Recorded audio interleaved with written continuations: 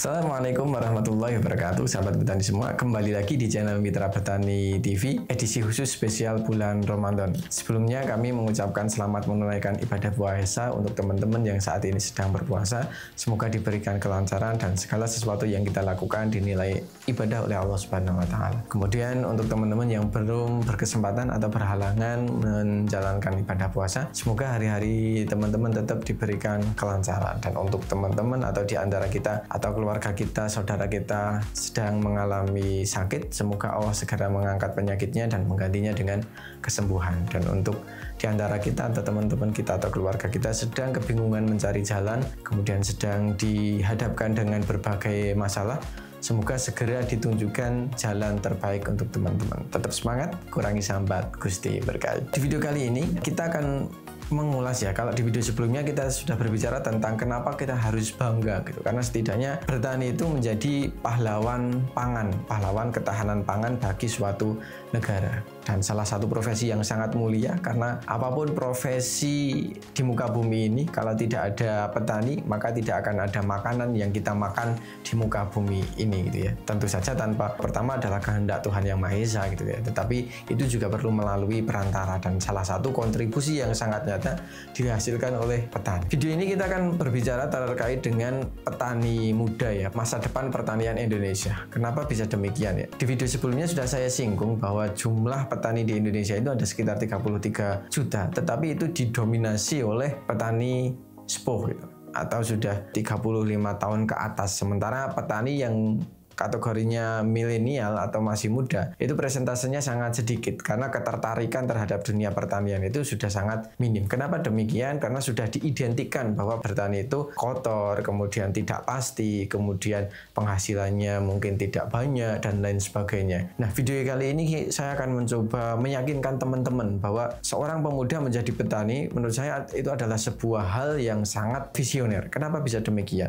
Kalau teman-teman amati, setiap hari pertambahan jumlah penduduk di Indonesia dan di dunia itu semakin bertambah, dan itu akan diikuti oleh kebutuhan pangan. Misalkan sehari kita makan 3 kali, kalau menghabiskan nasi mungkin sekitar 200 gram per satu orang. Dengan jumlah orang yang bertambah, otomatis kebutuhannya akan bertambah. Awalnya mungkin satu rumah hanya cukup setengah kilo, tetapi karena keluarganya bertambah akan menjadi 7 on atau bahkan mungkin menjadi 1 kilo. Sementara konversi lahan pertanian menjadi non pertanian, lahan yang awalnya pertanian diubah menjadi jalan, menjadi tempat usaha atau menjadi pemukiman, itu sudah sangat tinggi, sudah sangat masif. Otomatis lahan pertaniannya justru akan semakin sempit. Kebutuhannya semakin banyak, tetapi potensi untuk menghasilkan di lahan yang semakin sempit. Kemudian ditambah petani ini masih didominasi oleh petani sepuh yang muda, itu jarang yang mau bertani. Menurut saya itu adalah peluang yang sangat besar untuk teman-teman generasi pemuda untuk memanfaatkan momentum tersebut ya. Karena peluangnya itu ada ya, karena semakin sedikit yang melihat bahwa itu sebuah peluang, justru malah itu akan menjadi semakin besar karena kompetisi di dalamnya akan semakin kecil gitu. Kebutuhan semakin besar, tetapi sumber dayanya itu semakin kecil. Otomatis menurut saya ini akan menjadi peluang yang sangat besar di kemudian hari.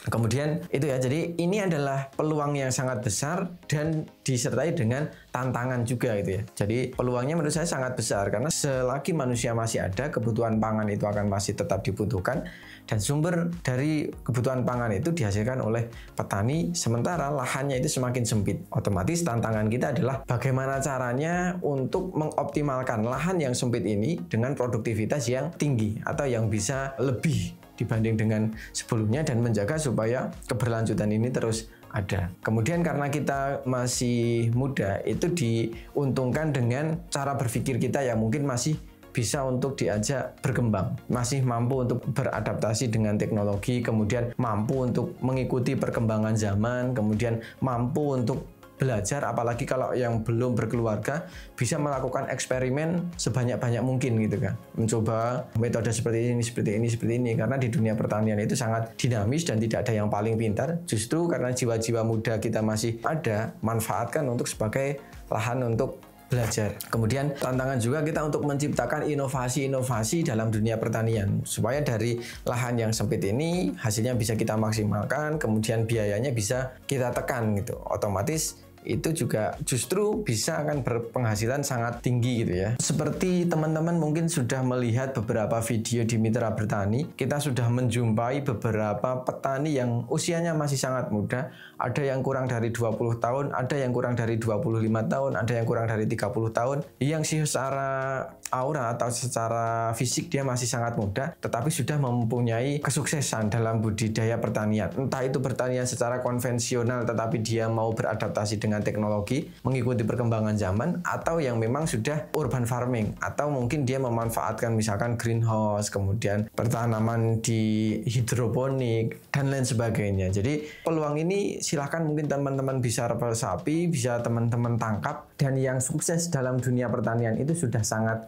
banyak. Kalau teman-teman tidak percaya, silahkan teman-teman cari, kemudian bisa teman-teman amati di video-video Mitra Bertani. Beberapa teman-teman kita di usianya yang masih sangat muda, justru yang mungkin dulunya mereka diremehkan karena tidak bekerja seperti teman-teman yang lain, yang mungkin gajinya sudah pasti atau penghasilannya sudah tetap, mereka memilih untuk bertani, tapi untuk saat ini mereka sudah bisa menjawab apa yang dulu sempat kanan kiri mereka gaungkan, dan saat ini bisa teman-teman sudah bisa dibuktikan dan bisa menjadi magnet untuk teman-teman yang lain untuk mau bertani gitu. Jadi tetap bangga jadi petani, apalagi teman-teman yang masih muda. Silahkan gali potensi teman-teman, kemudian kembangkan, berikan yang terbaik, terus berinovasi, terus belajar.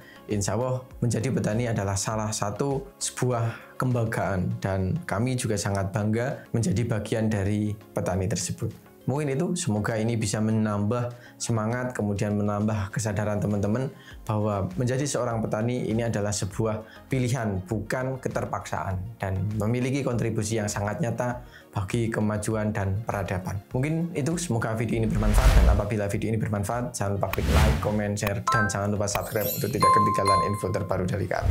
Terima kasih dari saya Zaki, salam Mitra Bertani Indonesia, wassalamualaikum warahmatullahi wabarakatuh.